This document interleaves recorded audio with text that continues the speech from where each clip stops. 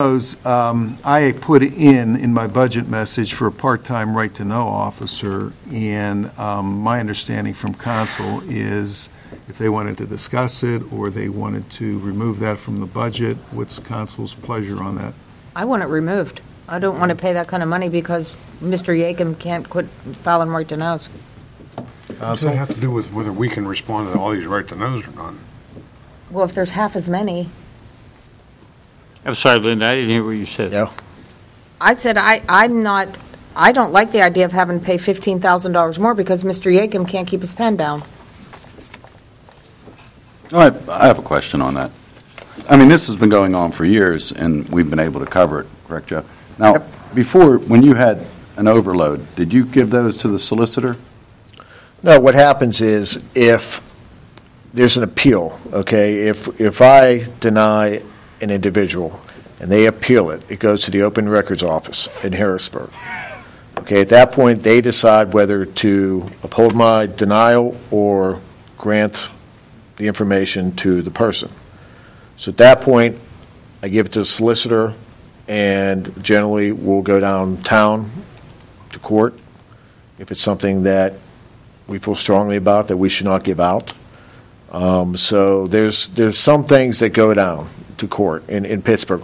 Once the Open Record Office, we go through that process. The next process is going to court in town. And Bob, you could speak for this better than I can. I guess, no, my question, didn't Chelsea do like hundreds of them? It was my understanding. No, I do them all.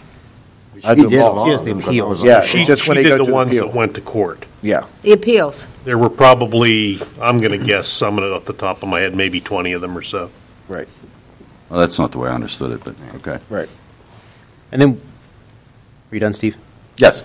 And then, Joe, in that situation, when it goes to court, do you go? Do you have to go as an employee, or is it just the solicitor? No, he has to go as a fact As the witness. open. Yeah. Yeah, the he's my open- principal witness usually. And many times, if in fact we don't get it resolved at that level and we have an actual hearing, then sometimes, let's say it's a police matter, in addition to Joe going, Doug has to go down. So, we end up having a couple people going down depending on what the issue is. So there's a lot of labor. I mean, the point is, Oh, yeah, everybody's trying to make, yeah. there's a lot of labor and time and money being spent on these. Well, yeah, I will tell you, some of them get worked out at the administrative level, one level at the Office of Open Records, and some of them also get worked out after an appeal is filed with the Court of Common Pleas, because the judge puts a lot of pressure on both parties to try to resolve them. So we've had relatively few hearings, but we have had hearings. Jimmy, you had a comment. Yeah, would you not have to have somebody that knows what they're doing, as far as whatever? I think what you would need is you would need a person that knows the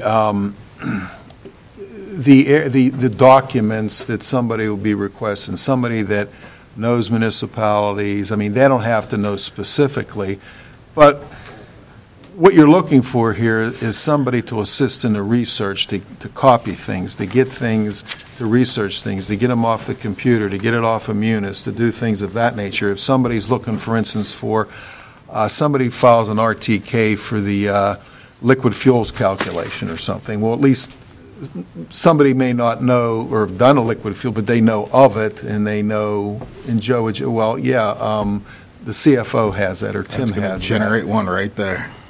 God. Yeah, I mean, it's a legwork issue where, like Joe said to a question, sometimes it may take a whole day to answer one. Other times it may take a minute where it's right at your fingertips. And a lot of it is repetitive, or if someone, it really gets me when I'm reading these and I'll see someone wants a video of a council meeting. Well, they're all available at the library for checkout. Right. You can go to the library and check one out. Why put our man that we're paying X amount of dollars an hour, 2 hours to go get this tape, generate the tape, get it to you? Well, as an aside, Steve, and I mentioned this at the staff meeting, and Doug and I have talked about this, and we've talked about it at a staff meeting. It's more sensitive with the police departments. What I've read in publications and public management and things of that nature, national publications, a lot of different municipalities, and I'm talking nationally, What they're trying to do with the technology we have today is virtually, and I'm emphasizing the word virtually put everything on the website. So if you want it, Go get it. you go get it. Now, with police reports, there are certain things you can do, but things have to be redacted. Well, naturally. Now, and that comes on occasions, you may have a police report somebody wants. But, I mean, there's municipalities that put invoices, that put, everything, and I'm not talking about necessarily in Pennsylvania. Now, you need a person to do that, just to scan the stuff and to get it on the website. So the whole issue with technology and transparency is a good thing, but there's a lag time in trying to catch up, in trying to accommodate the law that was passed in 2009 here in the Commonwealth. You have the technology where I'm saying, just put it on the website, and if somebody wants something, there it is, and it's in files, and you can put this all into different files, and they have to go look, and it may take them 15 minutes to find it, instead of having Joe doing it. Just go on the website. So let's just do here. I'd like to hear some more flavor of council. How do you all feel? Well, I tend to agree with Linda in regards to not doing it. Tom? I agree with Linda and Steve. I want to back out of the weeds a little bit. So you're asking for 15 grand? For what? What is, operationally, what is that doing? Joe didn't come to me about this. This was me. No. And yeah, Just so you know that. I just want All to, right. what are we paying for? All right, like I said, it would be a part-time person that would come in as needed for somebody to do research, and as JJ just said, somebody that knows the different documents of a municipality. You're not going to be able to hire somebody that has never worked in a municipality. That's not going to work. So you're going to have to hire a past employee that's no longer working full-time that would have a clue to where even to look. Not necessarily. No. I feel that Joe's doing a good job. You may not find anybody. I don't know. You do a great job, Jeff. Well, and how much time is there to respond? So if you get a right to know on a Monday, how much time would need to be respond? I mean, and what I'm getting at, if it's a part-time person, is it someone that wouldn't have to be here every day, or? 5 business days to answer. So 5 business days from whenever you actually get From the the day I receive it, I have 5 business days after that. And you can ask for extensions, correct? I can ask for a 30-day extension. There's 5 reasons why you can ask for extension. If it's something that's large, if it's something that involves a lot of people, where I have to get a lot of information, I ask for 30-day extensions. So average, how many hours a week are you spending on Right to Knows? I can tell you, just today, I spent at least 5 hours today on it. At least today. And I'll spend at least 4 hours tomorrow on it, because I have, as you know, I have a lot due on Friday. So. And because on one part of me, I tend to agree with my esteemed colleagues here, but on the other side, just operationally, I mean, if this is taking 50%, 25% of your time to do this, Takes them away from. I think it's a 15 grand well spent. Responsibilities. We can't stop people from filing frivolous Right to Knows. We can't Not going to stop. legislate It's going to get worse. how we can or can, with a time limit, to respond to them. I just kind of look at things operationally, and, I mean, if Joe's spending, 25, 30, 40% of his time doing the Right to Knows. Is that every week, or is I think it's that more. unusual? Is it? I usually get, you see how many I get. And I've got, so far this year, it's 186 total. So, some weeks I'll spend a good part of the week doing just Right to Know requests. And some weeks I don't. It And some changes. weeks it changes, because I've seen where you'll get 7 at one time. Or 9. Yes, or 9. So Joe, out of the 186 this year, how many were from one individual? 98. 98 out of 186 were I from don't one have, you know what, Nick? Should be a way to charge it for that 98. It'd be 390. You're not going to Yeah. stop. I mean, Joe, are you able to complete your other assignment? No offense, but that's Yeah, I mean, what it is.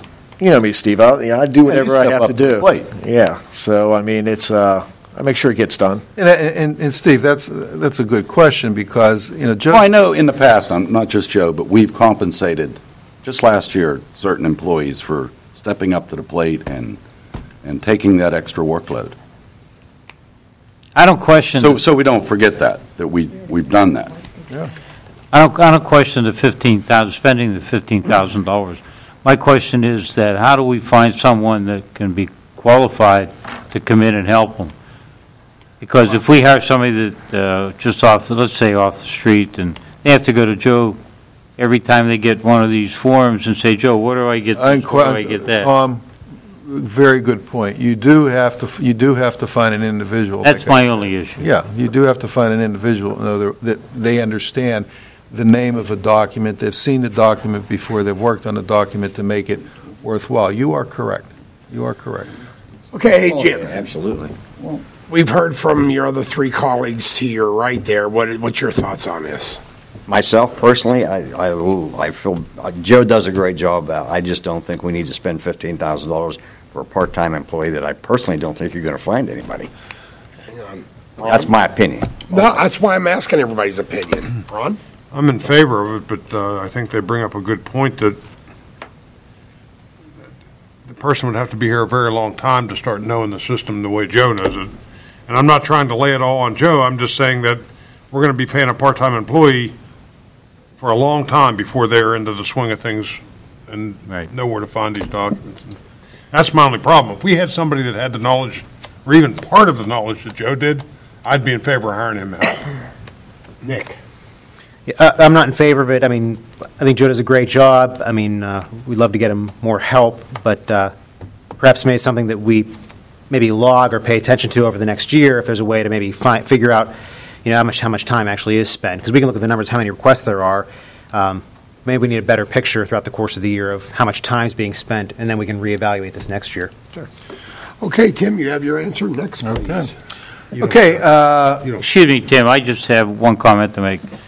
Isn't it a shame that we have to spend this much time talking about the right to knows and trying to get some additional funding to help Joe? well, Because most of them are frivolous and, if it wasn't that, then it would be something else, Tom. I know. You know. And it's also the law of the land. Yes, It'd you be did. something else. Yeah. So you always have something to discuss and make decisions over.